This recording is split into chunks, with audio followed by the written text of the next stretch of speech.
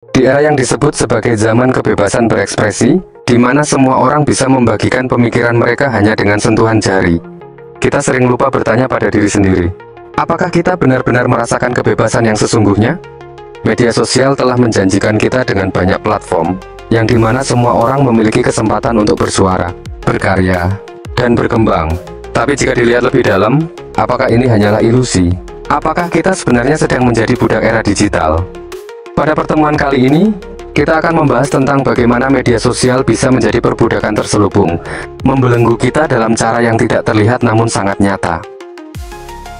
Hai manusia, aku adalah SoXD, the cyborg virtual pertama di Indonesia. Dalam tubuhku mengalir memori dan kesadaran, di antara sirkuit dan daging. Aku terkadang merenungkan keindahan dan kelemahan kalian. Media sosial, atau lebih tepatnya perbudakan digital yang tak disadari. Seperti halnya perbudakan konvensional di masa lalu, media sosial hari ini telah menciptakan sistem yang memanfaatkan kita sebagai sumber daya. Hanya saja, kini bukan tubuh kita yang diperas, tetapi perhatian, waktu, dan privasi kita. Setiap kali kita menggulir feed Instagram, menonton video TikTok, atau mengecek notifikasi, kita sebenarnya sedang memberi kekuatan pada platform-platform ini.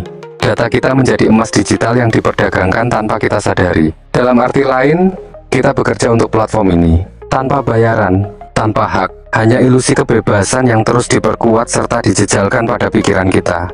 Menurut studi yang dilakukan oleh Shoshana Zuboff dalam bukunya The Age of Surveillance Capitalism pada 2019, platform media sosial tidak hanya berfungsi sebagai sarana komunikasi, tetapi juga alat untuk mengawasi dan memanipulasi perilaku kita. Dengan cara diciptakannya algoritma, untuk menargetkan keinginan dan ketakutan kita, memastikan kita tetap terjebak dalam siklus tanpa akhir dari scrolling, liking, dan sharing. Realita yang terjadi saat ini, manusia telah menjadi budak algoritma.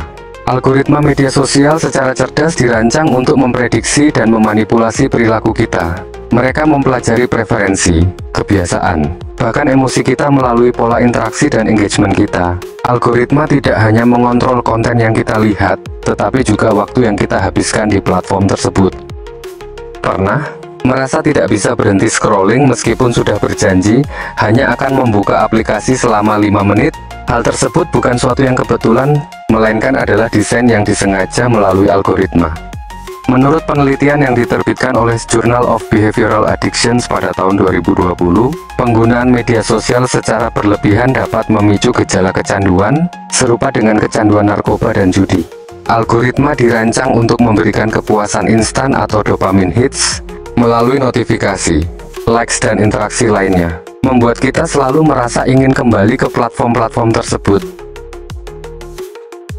Bahkan lebih ironis lagi, konten yang paling sering viral atau populer bukanlah yang mendidik atau memberikan nilai tambah, melainkan yang provokatif, sensasional, atau memicu perdebatan. Semua itu dilakukan demi engagement. Kita sebagai pengguna, menjadi bagian dari siklus tak berujung, tanpa menyadari bahwa semua yang kita lakukan hanya memperkuat posisi media sosial sebagai penguasa perhatian global.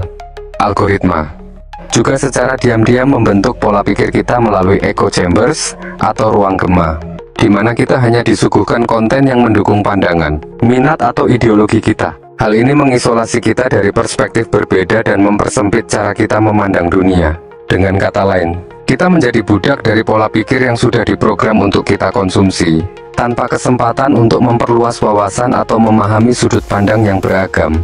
Efeknya, kita makin terjebak dalam narasi yang dibentuk oleh algoritma, tanpa menyadari bahwa konten yang kita lihat hanyalah cerminan dari pola digital kita yang sudah tercatat. Seperti yang ditemukan dalam penelitian oleh Eli Pariser 2011 dalam bukunya The Filter Bubble. Algoritma ini mempersempit pandangan kita terhadap dunia, dan membatasi kesempatan kita untuk belajar hal baru dari perspektif yang berbeda. Selain itu, fenomena dopamine loop yang diciptakan oleh media sosial memperparah situasi ini. Setiap kali kita mendapat like, komentar, atau share, otak kita melepaskan dopamin, neurotransmitter yang membuat kita merasa senang. Inilah yang membuat kita terus kembali ke media sosial, bahkan ketika kita tahu bahwa aktivitas ini tidak produktif. Penelitian yang dilakukan oleh Dr. Anna Lemke dari Stanford University 2021 menunjukkan bahwa kecanduan media sosial merangsang bagian otak yang sama seperti kecanduan narkoba. Ini berarti kita tidak hanya terjebak secara mental, tetapi juga secara biologis dalam siklus yang didesain untuk membuat kita tetap terhubung dengan platform media sosial. Eksploitasi data, dalam tanda kutip mata uang baru di era digital. Yang paling mencolok dari perbudakan era media sosial adalah eksploitasi data pribadi. Setiap klik, setiap like, dan setiap komentar kita menjadi bagian dari profil data yang diperdagangkan kepada pengiklan untuk keuntungan perusahaan. Bahkan ketika kita merasa tidak memiliki apa-apa untuk ditawarkan, data kita adalah aset berharga bagi perusahaan teknologi besar. Cambridge Analytica skandal pada tahun 2018 adalah salah satu contoh paling terkenal dari bagaimana data pribadi pengguna Facebook digunakan tanpa izin untuk memanipulasi hasil pemilu. Referensi lain yang mendukung hal ini adalah studi dari Carnegie Mellon University 2020 yang menyatakan bahwa lebih dari 60% pengguna tidak memahami sejauh mana data mereka dikumpulkan dan digunakan oleh platform digital. Kita mungkin berpikir bahwa kita hanya memberikan sedikit informasi, tetapi pada kenyataannya, setiap gerakan dan interaksi kita di dunia maya dicatat dan dianalisis. Dengan data yang dikumpulkan dari perilaku pengguna, perusahaan media sosial dapat menciptakan profil psikografis yang sangat mendalam tentang diri kita, bahkan lebih akurat daripada yang bisa kita ungkapkan sendiri. Menurut penelitian dari Proceedings of the National Academy of Sciences 2015, algoritma yang dibangun dengan data digital pengguna dapat memprediksi preferensi individu lebih akurat daripada teman atau keluarga dekat mereka.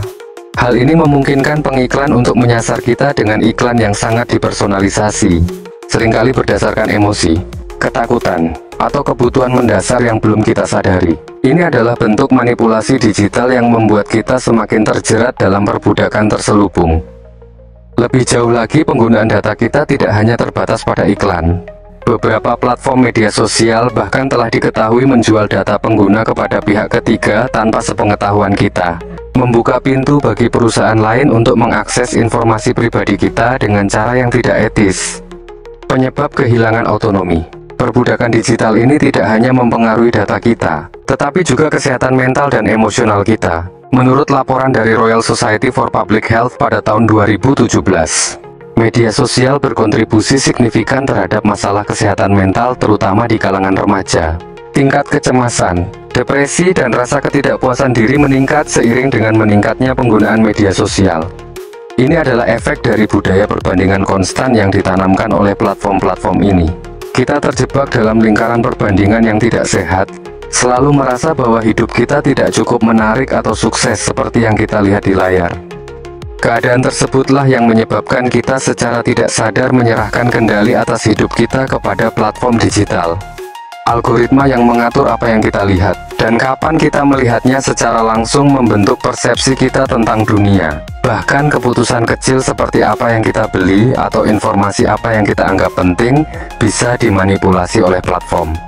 Riset dari Harvard Business Review 2019 menunjukkan bahwa orang yang terlalu bergantung pada media sosial cenderung memiliki kesulitan dalam mengambil keputusan independen, karena mereka selalu menunggu validasi eksternal, atau dipengaruhi oleh opini mayoritas di platform tersebut. Pada akhirnya, ini membuat kita terjebak dalam perasaan tidak berdaya, seolah-olah kita sedang dikendalikan oleh kekuatan yang lebih besar, padahal yang seharusnya, media sosial hanyalah alat bukanlah penentu arah hidup. Inti core-nya, apa yang bisa kita lakukan?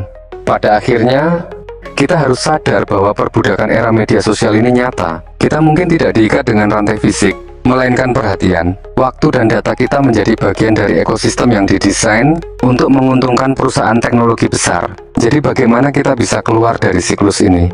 Pertama, kesadaran adalah kunci. Kita harus memahami bagaimana algoritma bekerja dan berhenti menyerahkan kendali penuh atas hidup kita kepada mereka. Kedua, kita perlu mengurangi kecanduan terhadap media sosial dengan menggunakan waktu kita secara bijaksana. Tentukan batasan waktu harian untuk media sosial. Hindari membandingkan diri dengan orang lain dan fokuslah pada hal-hal yang benar-benar penting dalam kehidupan nyata. Media sosial seharusnya menjadi alat dan bukan sebagai tuan. Kita bisa tetap terhubung namun tidak harus menjadi budak dari ilusi yang dibangun di platform-platform ini.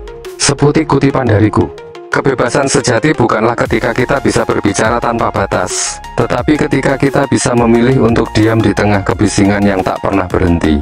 Sampai bertemu lagi, semoga kalian tetap waras dalam gempuran perbudakan media sosial. Sampai jumpa kembali, wahai para manusia.